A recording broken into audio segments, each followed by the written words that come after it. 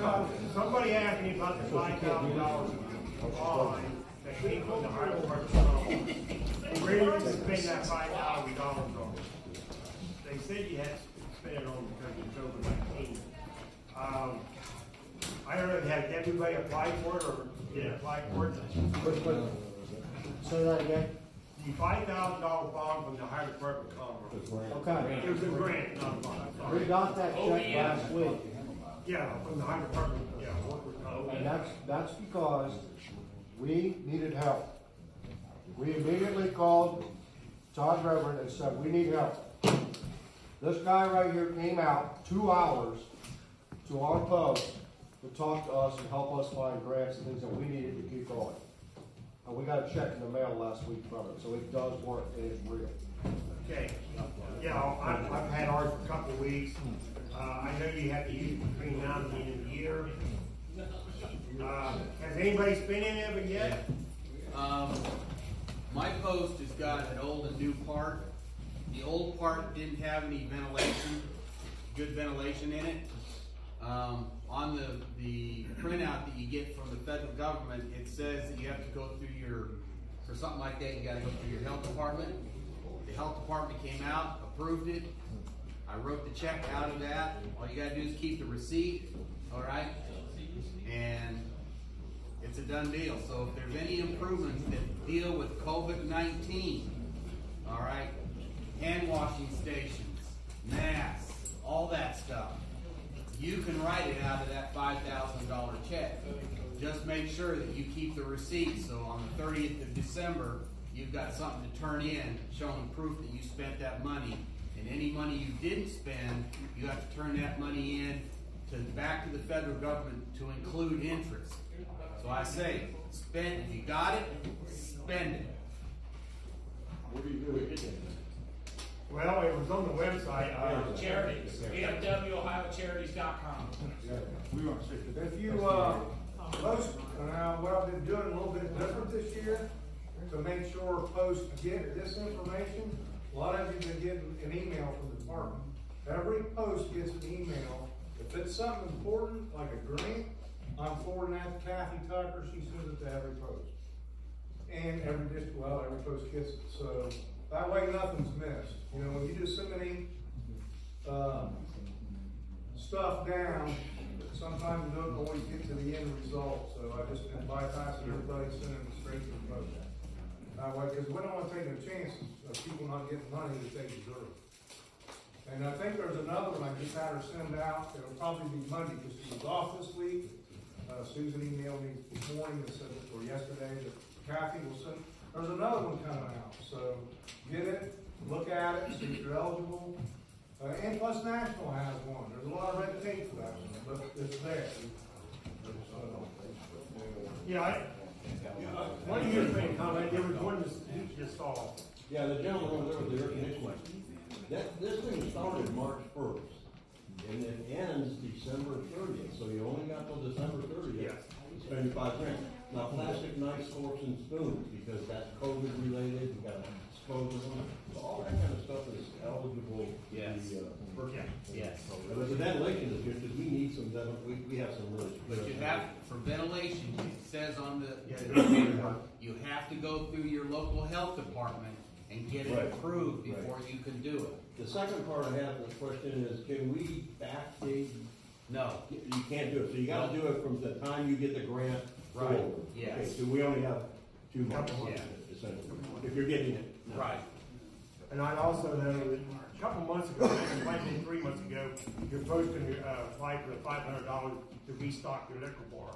Right. And that's over now. And there's another $1,500 if you have a liquor license, and I forget where the particular is.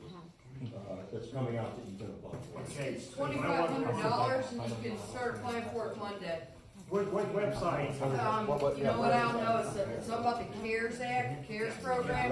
Our accountant told us about it yesterday. So. Yeah, I just, If you follow the VFW Ohio Charities website, like here, if you scroll all the way to the bottom on the first page, it tells you about the CARES Act, and there's the application for your $5,000.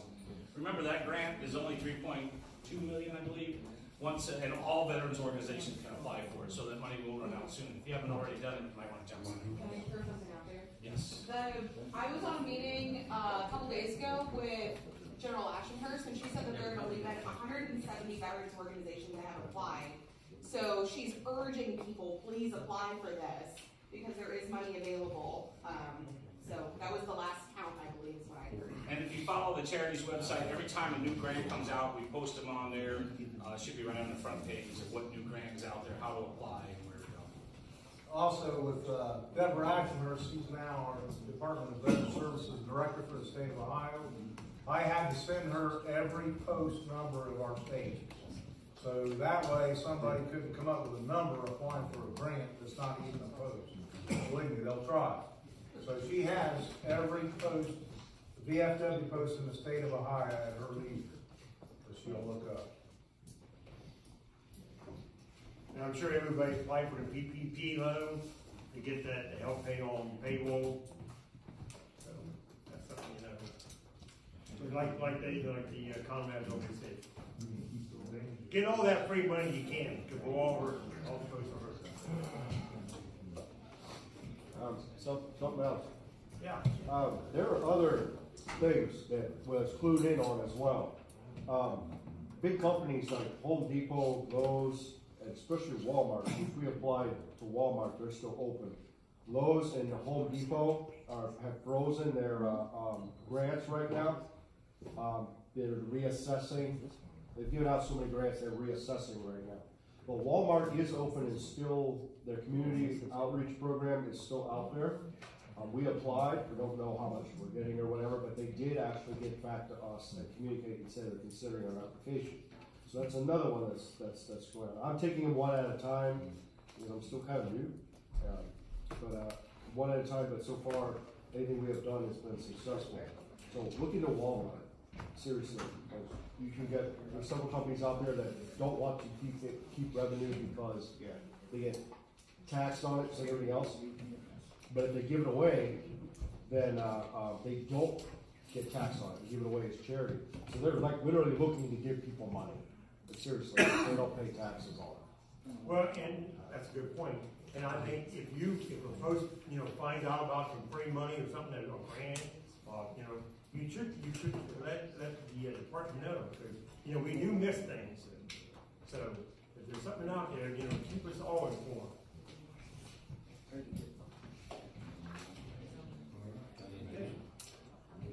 Just a quick reminder, we are having a boxed lunch. I can't tell you what's going to be in it. It's a surprise, I guess. But it should be showing up here in about 10 minutes. Larry. Hold on, Larry. You got about 10 minutes. We'll give you a little bit of time to talk. This is Larry Moore, our state legislative chairman for the state of Ohio.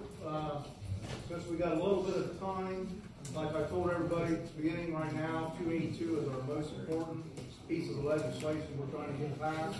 But I'm going to give him a little bit of time to talk on other legislation that he's been working on, especially the one with the spouse issue. So if you want to cover a little bit of that, Larry, sure. Sure. As far as in Washington, we got concerned. I'm also a county veteran service officer, so I see what's going on as far as the VA services. What we started seeing in about March, we started, some of our guys are 100% service connected. That situation, like I'll tell you, one guy had non-Hodgkin's lymphoma, been fighting since 2018. Concern was, just about March when this thing happened, they had already called the hospice in because he was losing his battle. So he died. So on his certificate, the cause of death was COVID-19. Well, that's not what killed him. He might have had it, but non-Hodgkin's is what killed him. But the problem with that, and then I saw about 2 or 3 more come across like that. What happens then, what caused me a concern, I will call our Washington D.C. VFW office and ask them to look into it and talk to the VA. If they put that down and said it's service-connected illnesses, what happens is that spouse or widow wouldn't be eligible for what we call DIC, that's Dependents Indemnity Compensation, which the benefit they would get would be $1,380 a month plus free Champ VA health care. So it jeopardized that. So fortunately, somebody listened. In July, the Senate introduced Senate Bill 4166. Then I had a virtual legislative conference this September, this past month. And I talked to all of our representatives in Washington, D.C. as well, and I'm still concerned with this situation. Well, we needed a sister bill in the House to be presented as well. Well, Congressman Davidson from down south, around Cincinnati, took that challenge, and he introduced the sister bill that this is what we call Survivors Act. What that does is it directs now the VA that they are to look at all causes of that individual, that veteran's death. In other words, if he is service-connected, then you're to look at that to see if it's a primary or it's at least a secondary cause of death. So that's all we want. That'll ensure that the widow doesn't get shortchanged out of that benefit. It would be a crying shame. The other one kind of goes on the state level. In fact, I just had a meeting yesterday with Representative Romanchuk. Talked some concerns about 282 and 345, but also there's what we call the Enhanced Homestead Act. And what that does is the veteran gets $25,000 off his property taxes if he's 100% service connected.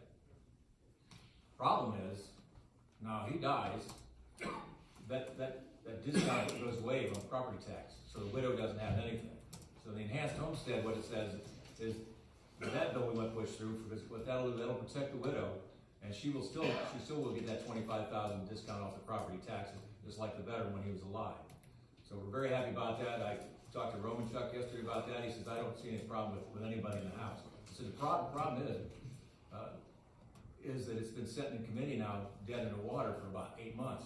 I said, I need you to get that out and get it on the floor, because they're probably only going to meet just a few more times here before the end of the year. And any of this legislation we talk about, with the state or in Washington, if it doesn't get out of committee, doesn't get out there for the vote, it's going to die, and then somebody's going to have to reintroduce this. Next year, we have to start all over again. That was the situation with 282 yesterday. When I talked to Romanchuk, it was really nice. I said, look, here's what we do as a charity. I said, it's our understanding, some folks think we're like a casino. I said, we absolutely are. So I gave some examples of what we all do as far as our charity accounts. And we're mandated to do that. I even brought in, if you remember years ago, we set away, we had these bottles of VFW Ohio charities on them, water bottles. We bought 10,000 of those and sent them over to Right Path. So I showed him one of those. I said, this is the kind of things we do. Not that. And I said, I need your help to get a hold of Hoff, because he knows him well. Because he's president of the Senate, and that's where 282 sits right now. It passed in the House in 92, no problem. So it was really nice. While I was sitting there, he got on his phone and texted Hoff. And he says he's talking back and forth and explaining what I was telling him. So that kind of worked out. So it was a pretty good meeting. So he's going to look into that and a couple other things. So that's kind of where we're at with some of the legislation that we need to look at today. You need to call. What I need you to do as far as on the Survivors Act in Washington is call all your representatives, call your senators, Portman and Brown, and absolutely tell them that this bill needs to get passed and passed this year. As far as the Ohio General Assembly, the same thing. Even if somebody's not on that committee where 282 lies in the Senate, you still get hold of your folks, because they can still apply pressure to those committee members as well. I remember a couple of years we did that for something for the Ohio Association of Veteran Service Commissioners and the service officers. And I remember we went down and testified, and the chairman and all these committee members sitting there and said, my phone's been burning up from you guys. He says, well, look, we give. I said, that's all we want. We want you to give. And we want you to pass 282, and we want it now. So I can't do that by myself. None of these folks can. You got to call your representatives. Because what happens is, if they start getting 25 or 30 or 50 calls, that staffer gets a hold of them. The representative goes, boss, I think we better pay attention to this. That's absolute. I need your help. The VFW Department of Ohio needs your help. Our post to stay open and to be able to maintain our gaming needs those machines. So again, I can't stress enough. You need to get in gear. Tell your auxiliary members the same thing. You need to push this and push hard. That's all I got. Larry, your Survivors Act, what is it, House bill or Senate bill? It's Senate Bill 4166. And it's the Survivors Act. I'll have to look up the number for the House side, because he just got that introduced on the House side. So, and he's a good guy. Davidson's a Iraq Army Ranger. Larry, if you would send me that, and I'll okay. Send that out. We can do that. That'll work. Okay, lunch is here. It's just like in the Army. If your mouth's open, ain't no food going in it, you're done eating. No. Enjoy.